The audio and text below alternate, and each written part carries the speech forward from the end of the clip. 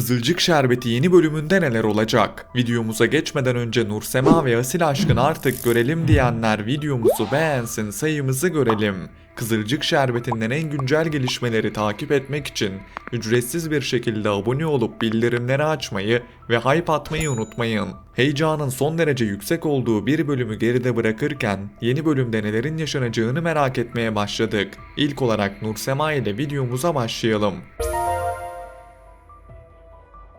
Son bölümde yangının etkileri devam ederken bu süreçte İlhami kendisine gelen baskılara dayanamadı ve Nursema'yı alevlerin içerisinde bırakmanın suçluluğunu öfkeye dönüştürüp bu öfkeyi Asil'e yansıttı. Susması, hatasını kabul etmesi, Nursema'nın karşısına gerçekten pişman olmuş bir şekilde çıkması gerekiyordu. Ancak İlhami bunu yapmak yerine kendi vicdanıyla yüzleşmekten kaçtı ve yaşadığı suçluluk duygusunu Asil'e karşı öfkeye çevirdi. İlhami bu yaptığıyla Nursema'yı kendisinden uzaklaştırmaya devam ederken Asil'in ise bu süreçte Nursema için sakin kalması Nursema'yı fazlasıyla etkiledi.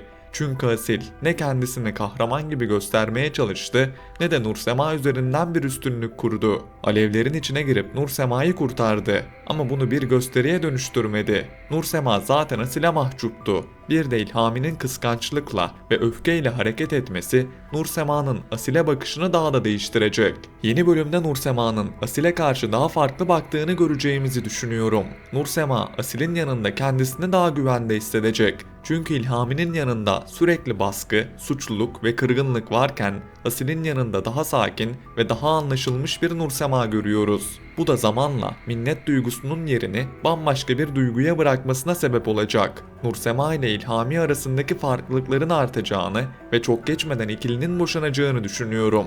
Bu evlilik zaten başından beri sağlam temeller üzerine kurulmamıştı. Yangın ise bu evliliğin içindeki bütün çatlakları ortaya çıkaran büyük bir kırılma oldu. İlhami'nin Nursema'yı anlamaması, onun korkusunu bile kendi egosunun gölgesinde bırakması artık Nursema için bardağı taşıran son damla olacak. Nursema'nın bu kez daha kararlı, daha net ve daha güçlü bir tavır alacağını düşünüyorum. Sezon finaline yaklaşırken dizideki olayların hız kazanacağını, bu olaylardan birinin de Asil ve Nursema yakınlaşması olacağını düşünüyorum. Kızılcık Şerbeti sezon sonlarına doğru büyük duygusal kırılmaları seviyor. Bundan dolayı Asil ve Nursema cephesinde hiç beklemediğimiz bir anda ilk yakınlaşmayı görebiliriz. Ancak burada asıl önemli olan Nursema'nın ne istediği olacak. Asil ve Nursema aşkı başladığı anda dizide yepyeni bir cephe açılacak. Çünkü bu ilişki sadece iki insanın birbirine yakınlaşması olarak kalmayacak. Aynı zamanda Nursema'nın kendi hayatını yeniden kurmasının da sembolü olacak.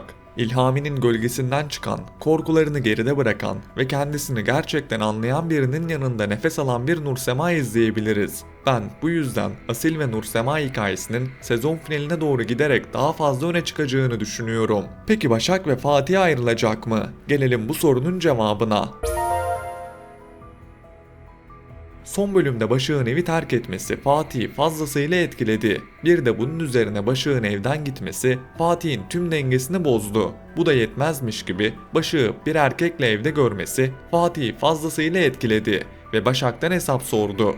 Fatih burada yine aceleci davrandı ve gördüğü manzaraya göre hüküm verdi. Yeni bölümde Fatih bu kişinin Başak'ın abisi Asaf olduğunu öğrenecek ve Başak'a yargısız infazda bulunduğu için fazlasıyla pişmanlık yaşayacak. Çünkü Başak açısından bakıldığında bu durum çok daha derin bir kırgınlık yaratacak. Başak zaten bu ailede kabul görmekte zorlanırken, geçmişi yüzünden sürekli sorgulanırken Fatih'in de onu dinlemeden suçlayıcı bir tavır takınması ilişkide yeni bir yara açacak. Öte yandan Başak'ın gizemli hikayesinin içine de artık girmeye başlayacağız. Asaf karakterinin Başak hikayesinde önemli bir yere sahip olacağını ve Başak'ın geçmişinin net bir şekilde ortaya çıkacağını düşünüyorum.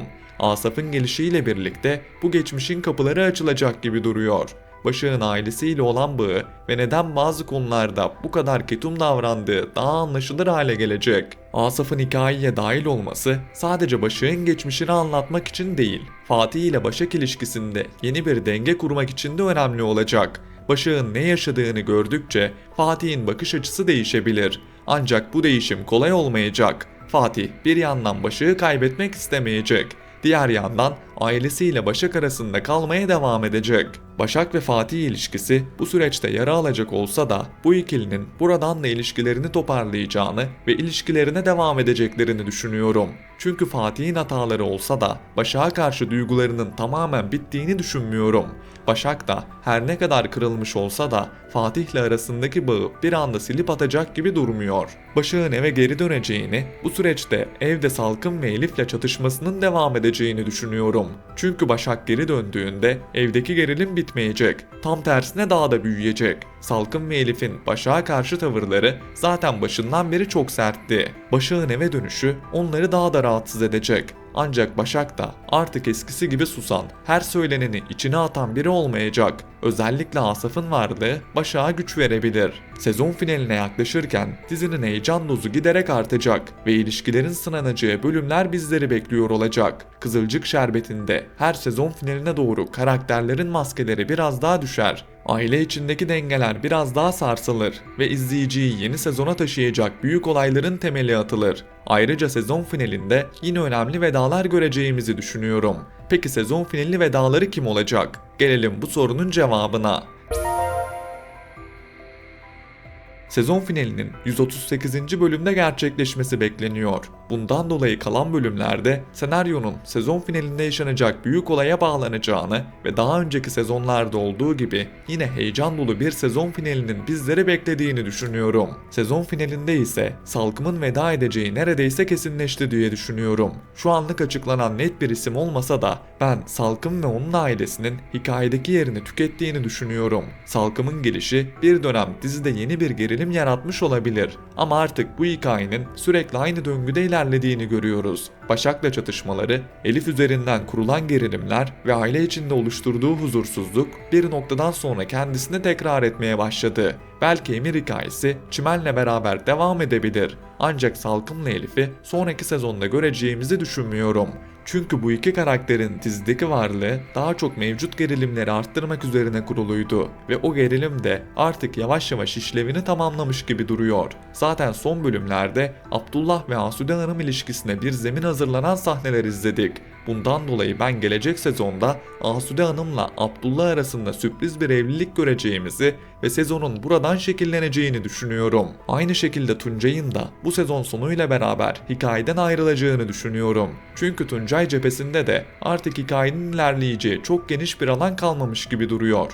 Benim tahminim Salkım, Elif ve Tuncay tarafında kapanışlar yaşanacağı, buna karşılık Asil ve Nursema aşkının, Başak'ın geçmişinin ve Abdullah ile Asude Hanım ihtimalinin yeni sezonun temel taşları haline geleceği yönünde. Bakalım yeni bölümde bu tahminlerimizin ne kadarının ilk adımlarını göreceğiz. Siz bu konuda ne düşünüyorsunuz? Nursema ve Asil aşkı artık başlamalı mı? Fatih Başak'ı bu kez gerçekten anlayabilecek mi? Sezon finalinde kimler diziye veda edecek? Yeni bölüm hakkındaki düşüncelerinizi yorumlar kısmında bizlerle paylaşmayı unutmayın.